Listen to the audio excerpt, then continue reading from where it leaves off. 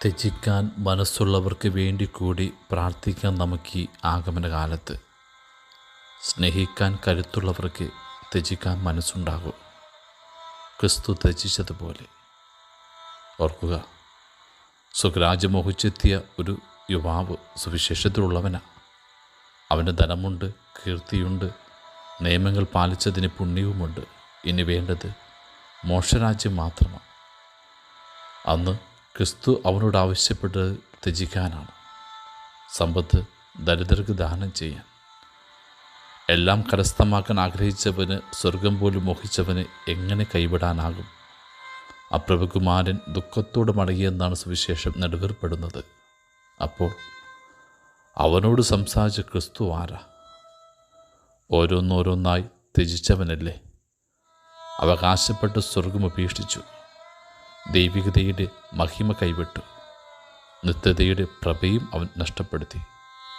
ദൈവത്തിന് അവൻ്റെ എല്ലാം നഷ്ടപ്പെട്ട ദിവസമല്ല ക്രിസ്മസ്. അഹന്തയാൽ ദൈവത്തെപ്പോലെ ആകാൻ മോഹിച്ച മനുഷ്യരെ അത്ഭുതപ്പെടുത്തിക്കൊണ്ട് ദൈവം മനുഷ്യനായ ദിവസമല്ലേ അവൻ്റെ തിരുപ്പിറവി. അതെ, നേടാൻ ആർക്കുമാകുമെന്നേ, കൈവിടാൻ കഴിയുകയെന്നത് സാഫല്യം.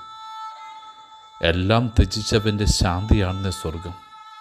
ഒരു മൺതരി പോലും സ്വന്തമല്ലെന്ന ബോധ്യമായവൻ്റെ നിർവൃതിയാണെന്ന് ഈശ്വരൻ.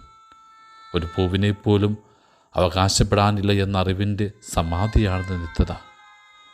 ഒന്നാമതാകാനുള്ള നമ്മുടെ വാസന ദൈവത്തെ നഷ്ടപ്പെടുത്താനുള്ള സാധ്യതയായിട്ട് മാറരുത്.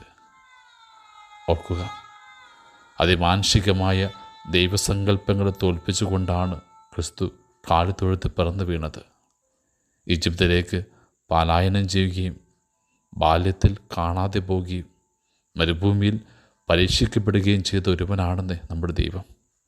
അവൻ പറയുക, സ്നേഹമെന്നത് ത്യജിക്കാനുള്ള മനസ്സാണെന്ന്. ആകയാൽ ദൈവത്തെ പ്രതി പ്രിയപ്പെട്ടവർക്ക് വേണ്ടി, ത്യജിക്കാൻ തയ്യാറാകുന്ന മനുഷ്യർക്ക് വേണ്ടി പ്രാർത്ഥിക്കാൻ നമുക്ക്.